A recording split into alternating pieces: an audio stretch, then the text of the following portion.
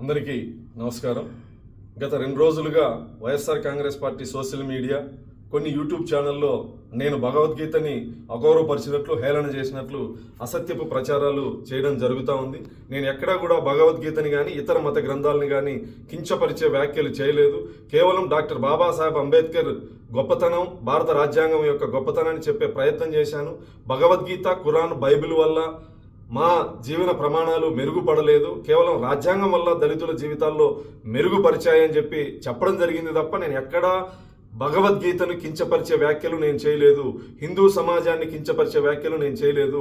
కేవలం ఆంధ్రప్రదేశ్లో ప్రస్తుత పరిస్థితులు, తుఫాను ప్రభావిత ప్రాంతాల్లో గౌరవ ముఖ్యమంత్రి గారు చేస్తున్నటువంటి కార్యక్రమాలు, ప్రజలు హర్షం చేస్తున్నటువంటి పరిస్థితుల్లో కేవలం డైవర్షన్ కుట్రలో భాగంగా YSR Congress party social media చేస్తున్నటువంటి అసత్యపు ప్రచారం. నేను హిందువుని, దళితుణ్ణి. గౌరవ ముఖ్యమంత్రి గారు నాకు టీటీడీ పాలక మండలి సభ్యుడిగా అవకాశం ఇస్తే నా నియోజకవర్గంలో శ్రీనివాస్ కళ్యాణం నిర్వహించాలని చెప్పేసి 8 నెలల క్రితమే నేను లేఖ రాసిన వాడిని.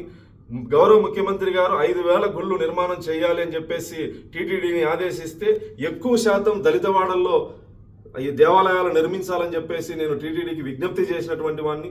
కేవలం కొంత సోషల్ మీడియాలో వైఎస్ఆర్ కాంగ్రెస్ పార్టీ పనిగట్టుకొని నేను క్రైస్తవుని అసత్యపు ప్రచారం చేస్తా ఉంది. నేను ఈ సందర్భంగా వైఎస్ఆర్ కాంగ్రెస్ పార్టీ నాయకులకి సవాల్ విసురుతాను. నేను పుట్టిన ఊరిని వెళ్ళి మీరు విచారించుకోండి. మా తాతల కాలం నుంచి నేను హిందువుని, వెంకటేశ్వర స్వామి మీద భక్తి ఉన్నటువంటి వాడిని.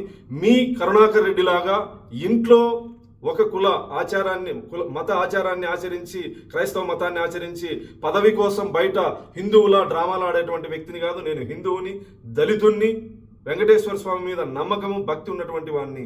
దయచేసి నా హిందూ సమాజం వైఎస్ఆర్ కాంగ్రెస్ పార్టీ చేసేటువంటి కుట్రలో భాగస్వామ్యం కావద్దని చెప్పేసి ఈ సందర్భంగా విజ్ఞప్తి చేస్తూ, భగవద్గీతను నేను కించపరిచానని మీ మనోభావాలు దెబ్బతింటే నేను ఒక హిందూ సోదరుడిగా నేను మిమ్మల్ని క్షమాపణ అడుగుతాను.